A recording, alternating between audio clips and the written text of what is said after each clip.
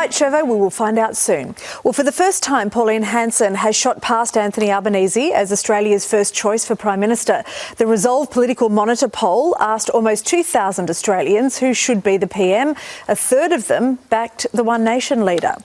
For their take, let's bring in Social Services Minister Tanya Plibersek and One Nation MP Barnaby. Joyce, good morning to you both. OK, so first it was the primary vote. We've seen that in the polls, now preferred PM. Tanya, the orange wave, it just seems to be growing every time we see another of these polls. What do you think is pushing support away from you and towards Pauline Hanson? Yeah, well, we get it. I mean, people are feeling under pressure. They're feeling it in their budgets, we know that, but we are the only party that wants to change that. I mean, we're about higher wages, lower taxes, better services, health and education, more Medicare bulk billing, cheaper medicines, all that good stuff to take pressure off people.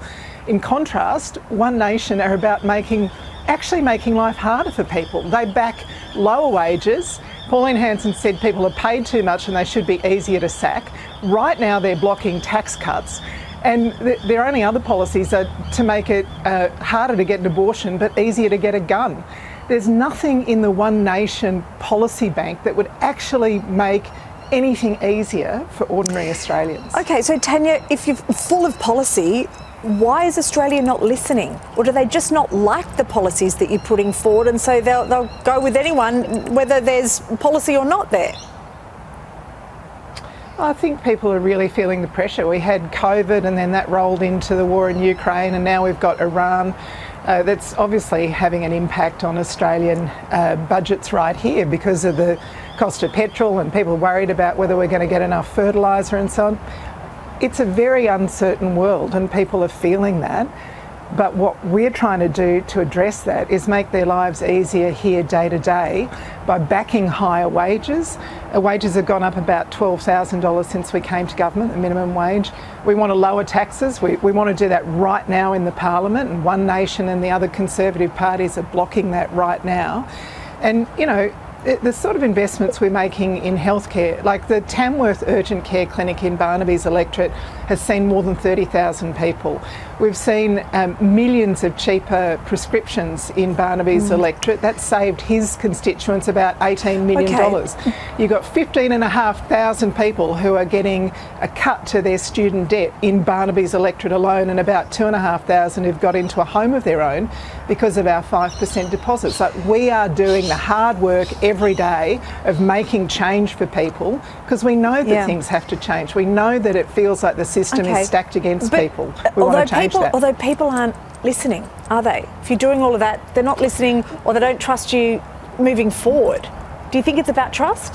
Yeah, and I think people are really frustrated, and we've got to demonstrate that things are changing, and that takes a while. We've just got to keep working to make sure that those tax cuts that we want to deliver right now get to people. We want to keep changing the industrial relations system. Like, One Nation has voted against same job, same pay. They've voted against things that provide protections for truck drivers and gig economy workers.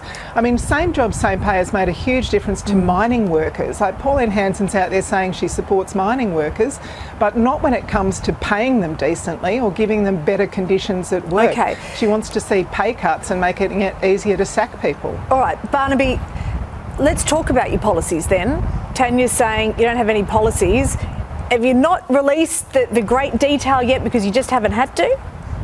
Well, the issue is, every time we talk about policies, it certainly dominates the agenda. Getting rid of net zero is one, getting rid of the climate change department and climate policies to try and ease the pressure on electricity is another.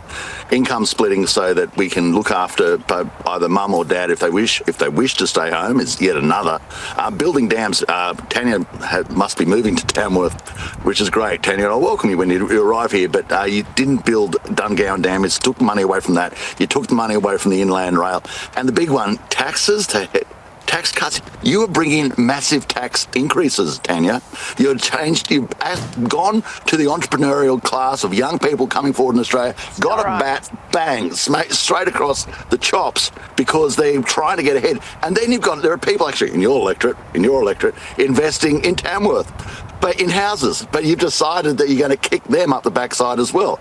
And Tanya, you started with talking points. You went into the middle with excuses. It was very long. It was a very long dialogue that you had then. And then you finished the less said about the end, the better.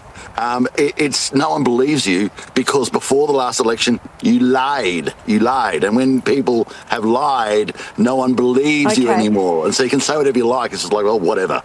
So, Barnaby, let's talk about you for a moment. Pauline Hanson has suggested that her daughter Lee could be the next party leader of One Nation. She says that she won't quit politics until she's comfortable to hand on. Where does that leave you, Barnaby? There's one article that I was reading that's calling you the spare heir. It doesn't worry me.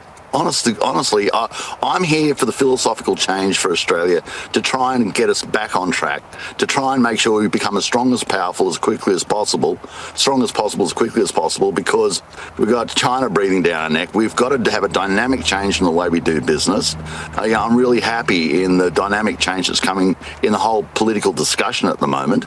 And I never, ever get ahead of myself because, hubris is the biggest issue. You've got to be really, really careful of it. You just got to concentrate on now, and down the track at an election, it will not be the same as polling today. Whatever it is, better, worse, it'll be different.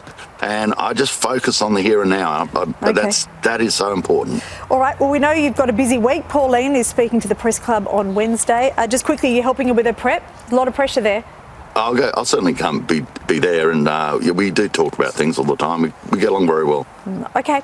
All right, Tanya, Barnaby, thank you both very much. Good to see you. You're welcome. Good to see you. Here's your vote.